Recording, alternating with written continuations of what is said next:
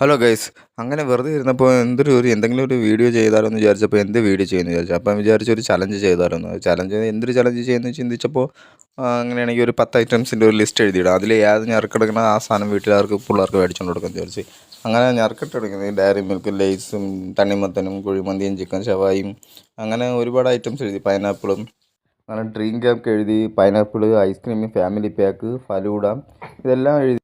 അങ്ങനെ വീട്ടുകാർ പറഞ്ഞ തന്നെ 10 ഐറ്റംസിൻ്റെ ഒരു ലിസ്റ്റ് ഞാൻ എഴുതി. എന്നിട്ട് മോളെ കൊണ്ട് ഞറക്കിടപ്പിച്ച് അത് എടുത്ത് തന്നെ ഫസ്റ്റ് എഴുതിയത് തന്നെ പിള്ളേരെടുത്ത് ഡയറി മിൽക്ക്. പിന്നെ നേരെ കടയിലോട്ടിട്ട് നേരെ ചെന്ന് അവിടെ ചെന്ന് നോക്കിയപ്പോഴത്തേക്ക് 100 ഡയറി മിൽക്കൊന്നുമില്ല.